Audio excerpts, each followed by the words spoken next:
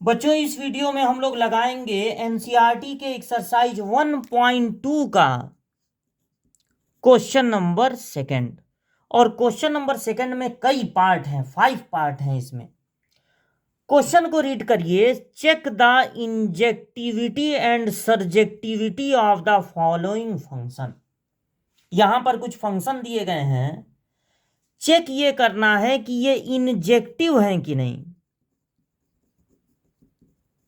देखिए, इंजेक्टिव का मतलब होता है वन वन। वन वन को ही एक दूसरा नाम दे दिया गया है, इंजेक्टिविटी, इंजेक्टिव या इंजेक्शन, वन वन को ही कहते हैं। और सर्जेक्टिविटी का मतलब होता है ऑन टू।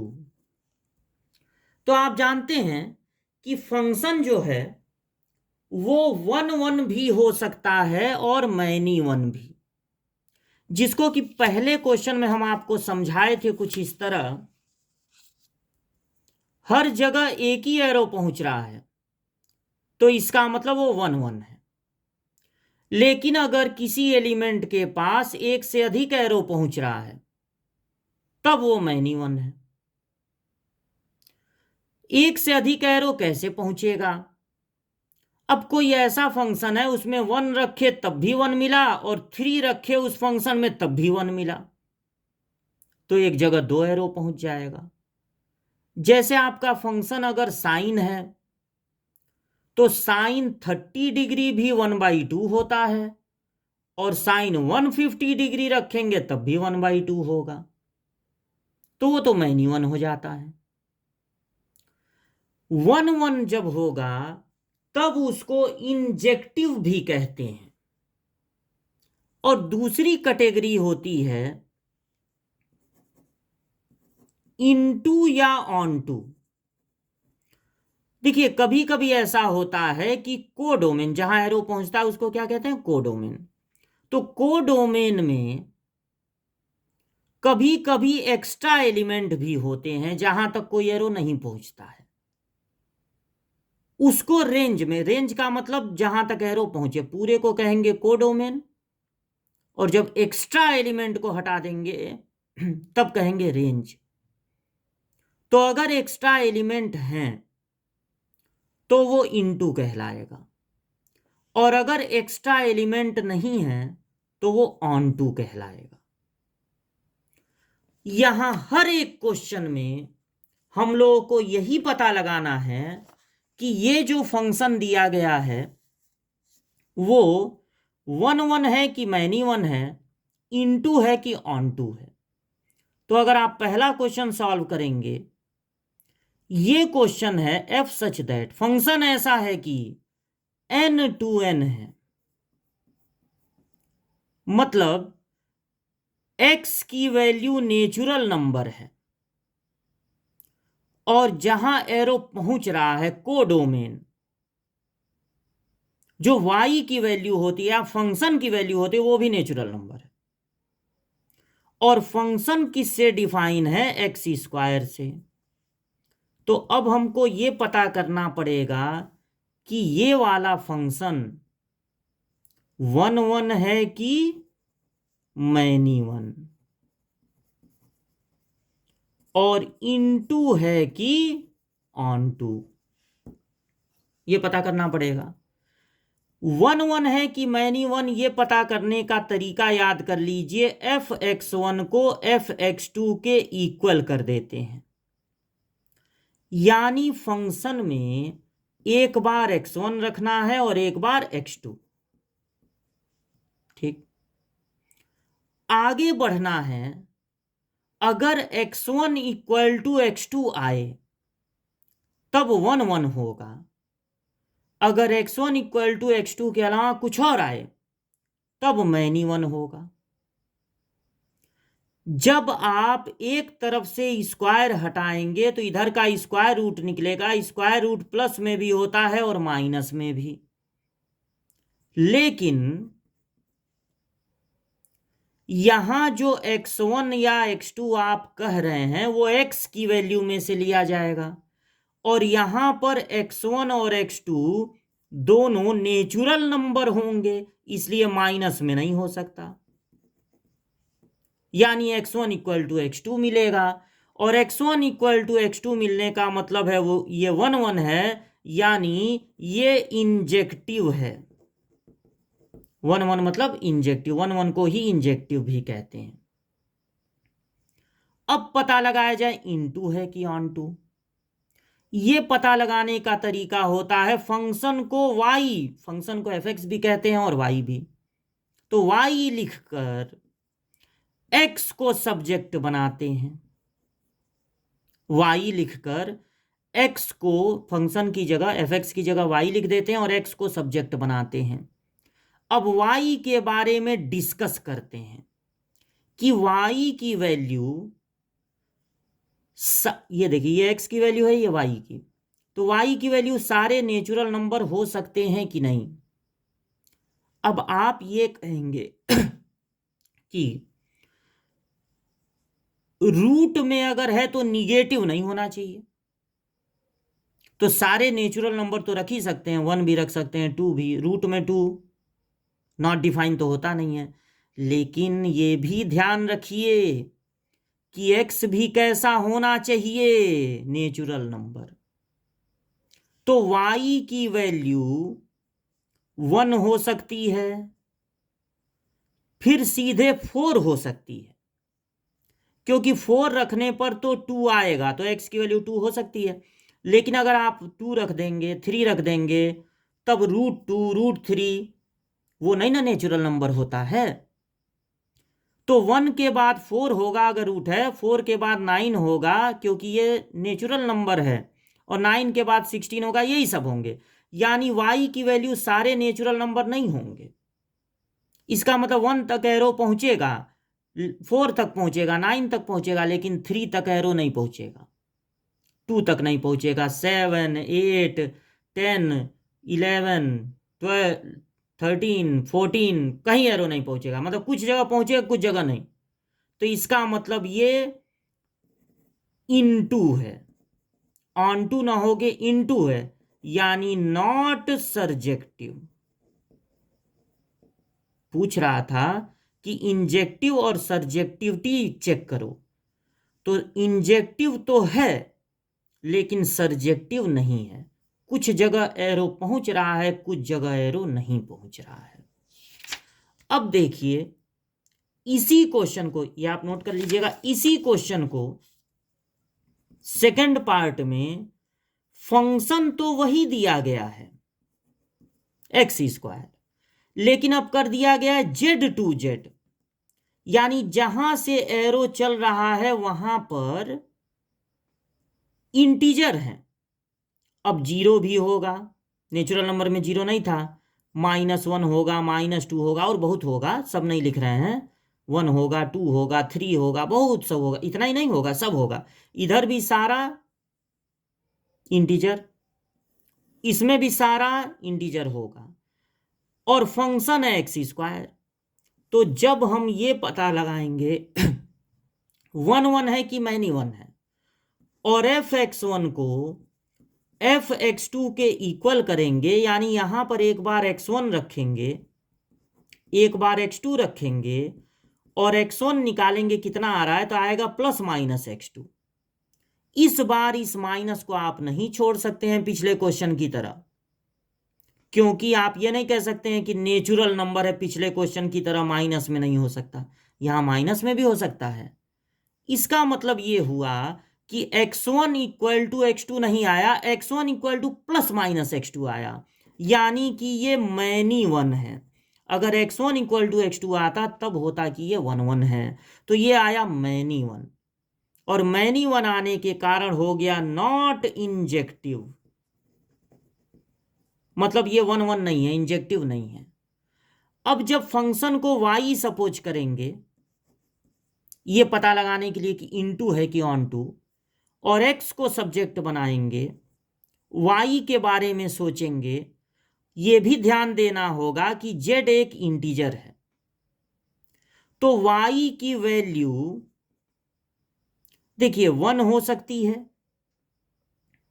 2 हो, 1 के बाद सीधे 4 होगा, सॉरी पिछले क्वेश्चन की तरह 9 होगा, क्योंकि अगर आप 2 रख देंगे 3 रख देंगे तो उसका स्क्वायर रूट इंटीजर नहीं होगा, जबकि एक्स भी होना चाहिए इंटीजर। तो यहां भी 3 के पास एरो नहीं पहुंचेगा, 5 पे नहीं पहुंचेगा, 6 पे नहीं पहुंचेगा। यानी y की वैल्यू कुछ चीजें हो सकती हैं, यहां तो 0 भी हो सकता है, निगेटिव नंबर भी नहीं हो सकता, निगेटिव नंबर भी इसमें रहेंगे, वहां भी एरो नहीं पहुंचेगा। अरे बहुत जगह एरो नहीं पहुंचेगा, कुछ जगह पहुंचेगा। यानी ये एकदम शुद्ध जो है, प्योर, इसको आप कह सकते हैं 2 जगह पहुंच रहा है, 10 जगह पहुंच ही नहीं रहा है एरो। यानी कि ये एकदम शुद्ध इनटू है लगभग, और इसलिए आप लिख देंगे नॉट सर्जेक्टिव, मतलब ये फंक्शन भी ऑन टू नहीं आया। तो ये 2 क्वेश्चन हो गया। अब तीसरा जो क्वेश्चन है उसमें भी फंक्शन वही है, फंक्शन जो है वही है, हमको दिख रहा है एक्स स्क्वायर, बस चेंज क्या हुआ है, अब हो गया है रियल नंबर से रियल नंबर, लेकिन फंक्शन वही है एक्स स्क्वायर। तो जब आप पता लगाएंगे 1 1 मैनी 1, एफ एक्स वन को एफ एक्स टू के इक्वल करेंगे, तो एक बार यहां x1 रख दीजिए, एक बार यहां x2 रख दीजिए। जब स्क्वायर हटाएंगे तो स्क्वायर रूट निकलेगा, वो प्लस माइनस में होगा। इस बार भी आप माइनस को नहीं छोड़ पाएंगे, क्योंकि रियल नंबर में तो निगेटिव नंबर भी होते हैं। यानी x1 इक्वल टू x2 नहीं आया, x1 equal two plus minus x2 आया, यानी ये मैनी 1 है। और अगर ये मैनी 1 है तो आप लिख देंगे नॉट इंजेक्टिव, ये फंक्शन इंजेक्टिव नहीं है। जब फंक्शन को y सपोज करेंगे, एफ एक्स की जगह y लिखेंगे और x को सब्जेक्ट बनाएंगे और सोचेंगे कि y की वैल्यू जितना क्वेश्चन में दिया है उतना हो सकता है कि नहीं, तो उस समय x की भी चिंता करने की जरूरत नहीं, नहीं नहीं, हाँ x की भी चिंता करने की जरूरत नहीं है, क्योंकि वो भी सारा रियल नंबर है। बट रूट होने के कारण रियल नंबर में अब यहां पर y की वैल्यू, पिछले 2 क्वेश्चनों में आप y की वैल्यू 2 नहीं रख पा रहे थे, यहां पर 2 रख सकते हैं, 3 रख सकते हैं, पिछले वालों में 4 रख सकते थे, फिर 5 6 7 8 यहां पे रख सकते हैं, क्योंकि उनका स्क्वायर रूट डेसिमल में आएगा, लेकिन रहेगा तो रियल नंबर ही। लेकिन फिर भी यहां पर डर है, यहां y की वैल्यू आप नहीं रख सकते हैं कोई भी निगेटिव रियल नंबर, क्योंकि निगेटिव रियल नंबर का स्क्वायर रूट इमेजिनरी हो जाता है। जबकि y की वैल्यू रियल नंबर है सारे, यानी निगेटिव भी उसमें रहेगा, वहां तक कोई एरो नहीं पहुंचेगा। यानी यहां पर भी y उतना नहीं हो पा रहा है जितना क्वेश्चन में दिया गया है, इसलिए ये हो गया नॉट सर्जेक्टिव, क्योंकि ये भी आपका आ रहा है इनटू, तीनों क्वेश्चन में इनटू ही आया है जहां तक हमको याद है। अच्छा, अब लगाते हैं फोर्थ पार्ट। इस बार है नेचुरल नंबर से नेचुरल नंबर और फंक्शन आपका है एक्स क्यूब। ये पता लगाने के लिए कि मैनी 1 है कि 1 1, आप एफ एक्स वन को एफ एक्स टू के इक्वल करिए, यहां पर x1 रखिए, एक बार x2 रखिए, इक्वल कर दीजिए। अब एक बार इधर से जब क्यूब हटेगा तब प्लस माइनस नहीं लगता है, वो स्क्वायर में लगता है, तो यहां पर x1 इक्वल टू x2 मिलेगा, यानी ये हो जाएगा 1 1, और इसलिए ये हो जाएगा इंजेक्टिव। ये वाला तो इंजेक्टिव हो गया। उसके बाद आप पता लगाएंगे ऑन टू है कि इनटू, तो फंक्शन को मान लेंगे y, x को बनाएंगे सब्जेक्ट, तो x क्या होगा यहां पे, जब एक तरफ से क्यूब हटेगा तो दूसरे तरफ होगा cube root. Cube root zero का भी हो सकता है, निगेटिव नंबरों का भी हो सकता है, पॉजिटिव नंबरों का भी हो सकता है, लेकिन यहां पर बस आपको यह सोचना है कि y की वैल्यू जो क्वेश्चन में दिया गया है उतना हो सकता है कि नहीं। लेकिन यह भी ध्यान रखना है कि x की वैल्यू भी नेचुरल नंबर ही आना चाहिए। तो आप तो कहेंगे कि y की जगह हम 2 भी रख सकते हैं, क्योंकि 2 का क्यूब रूट नॉट डिफाइन नहीं होता, इमेजिनरी नहीं होता। लेकिन हम कहेंगे आप 2 नहीं रख सकते हैं क्योंकि 2 का क्यूब रूट डेसिमल में आएगा, और जबकि x की वैल्यू नेचुरल नंबर है, वो डेसिमल में नहीं हो सकती। इसलिए आप y की वैल्यू 1 ले सकते हैं, फिर सीधे 8 ले सकते हैं, क्योंकि 8 का क्यूब रूट होगा 2। फिर सीधे 27 ले सकते हैं, यानी कुछ जगह एरो पहुंचेगा, 1 पे पहुंचेगा, 8 पे पहुंचेगा, 27 पे पहुंचेगा, लेकिन 1 और 8 के बीच में जो आ रहे हैं 2 3 4 5 6 7 वहां तक नहीं पहुंचेगा। सारे नेचुरल नंबर y की जगह नहीं रख सकते हैं, क्योंकि x भी नेचुरल ही मिलना चाहिए, ऐसा रखना है। तो इसलिए ये हो गया इनटू, कुछ जगह एरो पहुंचेगा, कुछ जगह नहीं, यानी ये हो जाएगा नॉट सर्जेक्टिव। अभी तक चारों पार्ट में कोई नहीं मिला कि जो सर्जेक्टिव हो। चलिए अब अगला देखते हैं।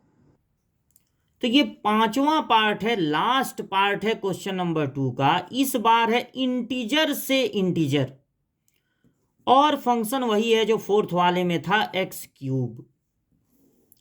जब आप fx1 को fx2 के इक्वल करेंगे, एक बार x1 रखेंगे, एक बार x2 रखेंगे, तो क्यूब हटने पे प्लस माइनस थोड़ी ना लगता है, x1 इक्वल टू x2 ही मिलेगा, यानी ये 1 1 है। इसका मतलब ये इंजेक्टिव है, इंजेक्टिव है।